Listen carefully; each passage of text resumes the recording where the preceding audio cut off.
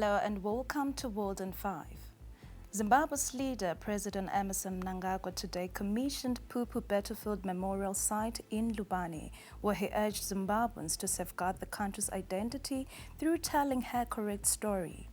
Pupu Battlefield Memorial Site is a national monument and was reconstructed to show how Ndebele warriors defeated members of the pioneer column who had sought to capture and kill King Lobengula as they furthered their quest to colonize the country. A battle ensued at Pupu on December 4, 1893 between Ndebele warriors under the command of General Mchane Khumalo and 33 British troopers led by Major Allen Wilson. All the 34 whites were killed in the battle, but for years the monument celebrated the defeated as if they were victorious.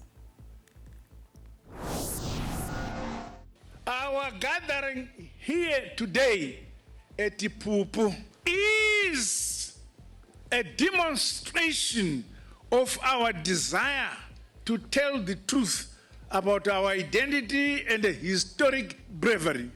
We must speak unity. We must speak peace. We must speak love and the unity of our country. Independence, freedom and democracy was achieved by all of us through pain.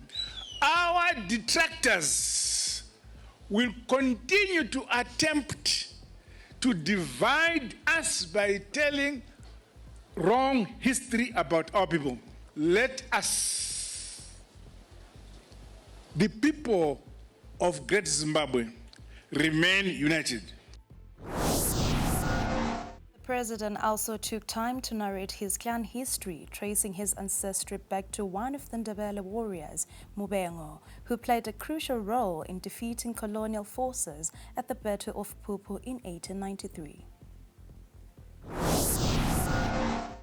When King Lobengula settled here, he made a treaty or arrangement with the chief, my great-grandfather, that there shall not be any war between Chief's people and King Mzilikazi.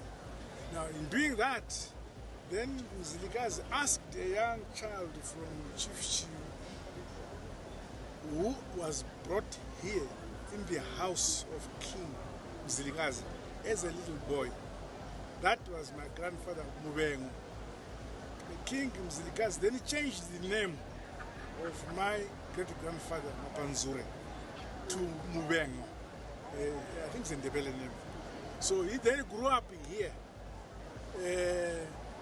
After King Mzilikazi died, then after King Mzilikazi died, King Lobengula also adopted my great-grandfather as Mubengo, not as Mnangagwa. Then he grew up here. He lost his Shona language. Then after all this happened, he came back, because he was as a little boy, grew up here. He came back to Machi, but he was now speaking Ndebele and he could understand Shona, my great-grandfather, but he could not speak our Shona. We talked to him in the 40s in Shona, but he replied in Ndebele because he was taken and grew up in the court of the king here.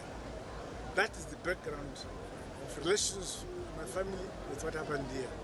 He also participated here as Mubengo.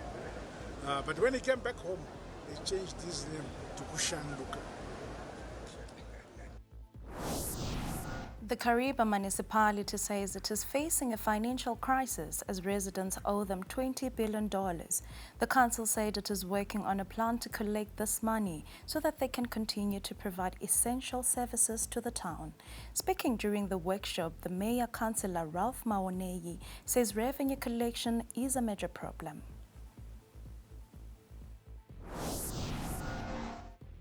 I think in relation to our current state as Kariba, we take note of the key areas that the blueprint seeks to address.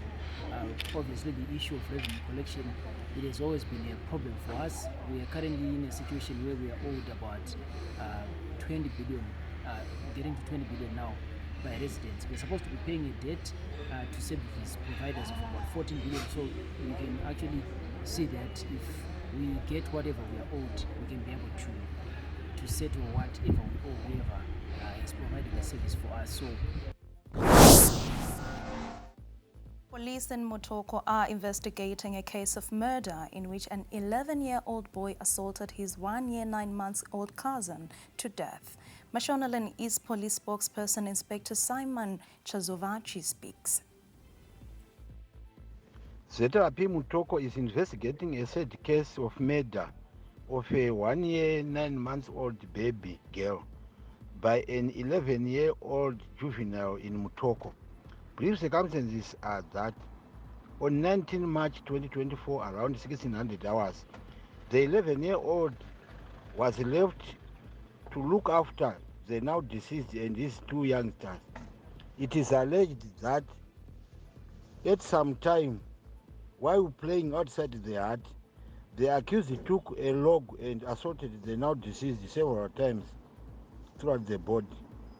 The now deceased collapsed and the accused went to seek help from other villagers who took the now deceased to the hospital where she was pronounced dead on arrival.